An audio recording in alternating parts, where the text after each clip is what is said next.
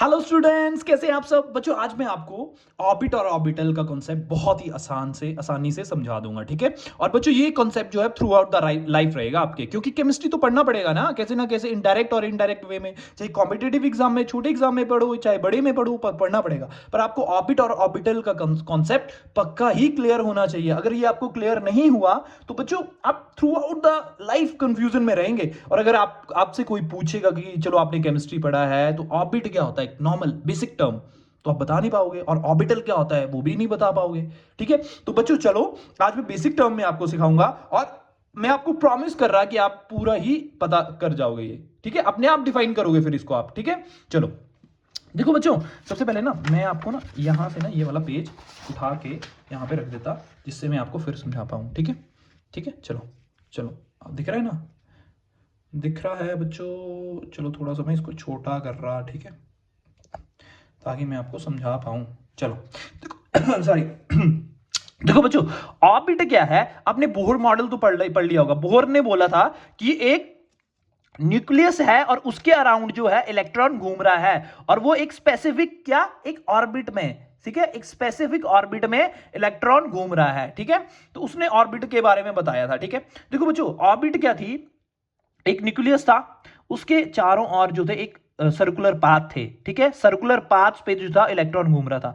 उन circular path को Bohr ने क्या बोला था कि ऑर्बिट है, ये क्या है, ऑर्बिट है ये, समझ गए क्या है, ऑर्बिट है ये, ठीक है। ये ऑर्बिट्स है, इसमें घूम रहा है, ठीक है। ऑर्बिट का लग गया ना पता, जहां पे जो इलेक्ट्रॉन घूम रहा है, जिन सर्कुलर पाथ पे, उनको ऑर्बिट बोला है। ये ऑर्बिट, ये ऑर्बिट, ये ऑर्बिट, ठीक है। तो it is a circular path on which electron revolves around the nucleus, उनको क्या बोला गया, ऑर्बिट। अब जो ऑर्बिट का कॉन्सेप्ट उन्होंने कैसे लिया है, उन्होंने सोचा कि उन्होंने सोलर सिस्टम से कंपैरिजन किया था। ये कैसे, सोलर सिस्टम से, कि हमारा एक सन है, उसके अराउंड देखो ना, एक राउंड सर्कुलर शेप में ही समझ लो, ऐसे इलेक्ट्रिकल होता है पर सर्कुलर शेप में क्या है, हमारे सारे प्लैनेट्स जो हैं घूम रहे हैं ना। चलो मैं तीन ही बनाता हूं, ठीक है, घूम रहे हैं ना। तो इसके अकॉर्डिंग उन्होंने सोचा कि क्या पता ऑर्बिट भी ऐसे इलेक्ट्रॉन घूमता हो, और उन्हें पता लग गया कि ऑर्बिट जो इलेक्ट्रॉन घूमता है वो भी एक क्या, सर्कुलर पाथ में घूमता है, ठीक है। और उन्होंने बोला कि ये टू डायमेंशन स्ट्रक्चर है, समझ गए, ठीक है, ये टू डायमेंशनल स्ट्रक्चर में घूमता है, ठीक है।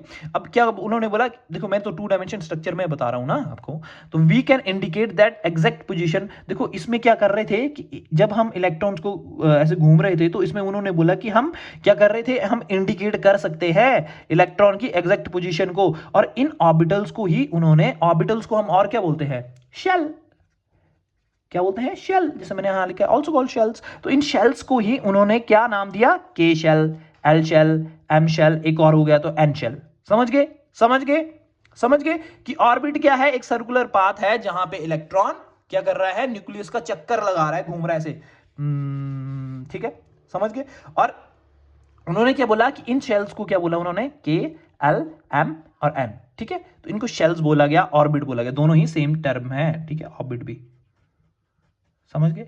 अब इन ऑर्बिटल्स को जो है, इन शेल्स को है, इनको क्या किया, सब डिवाइड किया, किसमें, सब शेल्स में, किसमें, सब शेल्स में। और उनको क्या नाम दिया गया, ऑर्बिटल। उनको क्या नाम दिया गया, ऑर्बिटल। मतलब के, जैसे मैंने के ऑर्बिट बोला ना, तो के ऑर्बिट जो है इसमें क्या, कितने शेल में बट गई, एन इज इक्वल टू 1, मतलब एक शेल में, ठीक है। तो ऑर्बिट का क्या था, ऑर्बिटल का क्या था कि ऑर्बिटल जो था, जैसे सब शेल की बात की, मैंने बोल दिया ना, ऑर्बिटल को सब शेल भी बोलते हैं। तो ऑर्बिटल के जो शेल है उसमें कितनी ऑर्बिटल्स पाई जाएंगी, सिर्फ एक, कौन सी, 1, ये वाला ले लिया, और s, एक ऑर्बिटल पाई जाएगी, समझ गए। जैसे 2 आ गया, इसमें कितनी ऑर्बिटल पाई जाएंगी, 2, 2s, ठीक है, इसमें 2 ऑर्बिटल्स पाई जाएंगी, समझ गए, समझ गए, कितनी ऑर्बिटल्स पाई जाएंगी, 2, कौन सी, 2s और 2p। अगर इधर देखो, इधर n इज इक्वल टू 3, मतलब m ऑर्बिट में कितनी ऑर्बिटल्स पाई जाएंगी, 3, ठीक है। मतलब सब शेल्स को सब शेल्स में डिवाइड किया गया, ठीक है। तो ऑर्बिटल क्या हुआ, एक जो 3 डायमेंशनल स्पेस हुआ, किसके अंदर, जो शेल्स के अंदर जो 3 डायमेंशनल स्पेस है, ठीक है, लिखा है देखो कि 3 dimensional region around the nucleus where finding of an electron is maximum. और क्या सेल्स आई, SPDF। मैंने क्या बोला बच्चों कि ऑर्बिट शेल्स है, जिसको मैंने ऑर्बिट बोला है ना, ठीक है, ऑर्बिट, इसको सब डिवाइड किया गया सब शेल में, इसके अंदर हैं सब सेल्स, मतलब ये ये ऑर्बिट बना दिया, इसके अंदर सब शेल ठहर रही हैं जिनको हमने ऑर्बिटल बोला है, ठीक है। और ये क्या है, 3D, क्या है ये, 3D रीजन है, ये स्पेशीज हैं जहां पे हमने इलेक्ट्रॉन को फाइंड कर सकते हैं। अगर n की वैल्यू, इसको n से, ऑर्बिट को जो है शेल को n से डिनोट करते हैं। अगर शेल एक है तो उसकी सब शेल भी एक होगी। अगर शेल दो है तो उसके सब शेल कितने होंगे, दो, एक 2s और एक 2p। और अगर 3 सब शेल है तो 3 शेल है तो कितनी सब शेल्स होंगी, 3। समझ गए, समझ गए, 3s 3p 3d, समझ गए। क्योंकि ऑर्बिटल्स कैसी होती हैं, s p d f, 4 orbitals हैं और एक ऑर्बिटल में दो दो इलेक्ट्रॉन आते हैं, देखो, ठीक है। ये ऐसे बॉक्स जो होते हैं ना, ये ऑर्बिटल में डिफाइन करते हैं, ठीक है। और ऑर्बिटल्स की देख लो, ऑर्बिटल्स की जो हमने सब शेल बोला उसकी कैसी होती है शेप्स, s स्फेरिकल, p की डम्बल, और 3 टाइप की, px py pz, और d की क्या है, डबल डम्बल, 5 टाइप्स की, dx dy dz dzx dx square minus y square और dz स्क्वायर, ठीक है। ये आपको मैं फिर बताऊंगा कि ऑन द एक्सिस कौन होती है और बिटवीन द एक्सिस कौन होती है, ठीक है, ये अलग चीज है, ठीक है। एफ ऑर्बिटल क्या होती है, इरेगुलर डायरेक्शन, समझ गए, समझ गए। ये समझे कि ऑर्बिटल क्या होता है और ऑर्बिट और ऑर्बिटल में क्या डिफरेंस है। इसको शेल भी बोलते हैं, इसको सब शेल भी बोलते हैं, ठीक है, ठीक है। ये एन से डिनोट किया जाता है, समझ गए, समझ गए। अब ऑर्बिटल में क्या हो गया, ऑर्बिटल कितने टाइप की थी, एस पी डी एफ, और एक ऑर्बिटल में 2 इलेक्ट्रॉन पक्का होंगे, ठीक है। और ऑर्बिटल को ऐसे डिनोट करते हैं डब्बे से, जैसे इलेक्ट्रॉनिक कन्फिग्रेशन लिखते हैं ना, समझ गए। तो आपको ये समझ आया कि क्या है ये, कि ऑर्बिटल के अंदर, शेल के अंदर सब शेल, मतलब एक, अगर ये एक ऑर्बिट है ना तो इसके अंदर 2 ऑर्बिटल, अगर ये एक ऑर्बिट है, अगर n की वैल्यू इक्वल टू 1 है तो इसके अंदर एक ही ऑर्बिटल है। अगर n इज इक्वल टू 2 मतलब 2 ऑर्बिट है ना, तो मतलब 2 क्या है, सब शेल है, इसकी 2 ऑर्बिटल है, एक ऑर्बिट में 2 orbit, n is equal to आ गई ना तो 2x और 2p, 3 आ गई तो 3x 3p और 3d, 4 आ गई तो 4s 4p 4d 4f, समझ गए, समझ गए। और आपको लग गया ना, बताइए 3 डायमेंशनल रीजन है न्यूक्लियस के अंदर है, समझ गए। एक बार फिर समझा देता हूं मैं, ठीक है, जैसे मैंने एक बार फिर समझा देता हूं कि आप समझे ऑर्बिट और ऑर्बिटल का डिफरेंस, ऑर्बिट और ऑर्बिटल, ठीक है। मैंने बोल दिया कि ये न्यूक्लियस है, उन्होंने बोला कि न्यूक्लियस के अराउंड जो भी सर्कुलर ऑर्बिट है ये क्या है, ऑर्बिटल है। तो ये n इज इक्वल टू 1 आ गई, ये n इज इक्वल टू 2 आ गई, n से डिनोट करते हैं, और इसको हम क्या, शेल भी बोल सकते हैं, ठीक है, इसको शेल भी बोल सकते हैं। और ये n इज इक्वल टू 3 आ गई, समझ गए, समझ गए। तो ऑर्बिटल, अब इन ऑर्बिटल्स के अंदर ही क्या है, इन शेल्स के अंदर ही क्या है, ऑर्बिटल्स पाए जाते हैं, और या आप इनको बोल सकते हो सब शेल पाए जाते हैं, सब शेल, ठीक है, इनके अंदर ही है, ठीक है, ऑर्बिट के अंदर ही सब शेल है। कौन से, जैसे कौन, कितने टाइप के ऑर्बिटल हैं, एस पी डी और एफ। तो अगर एक ऑर्बिट है तो इसके अंदर सब शेल जो पाया जाएगा वो क्या होगा, एक ही, 1s होगा।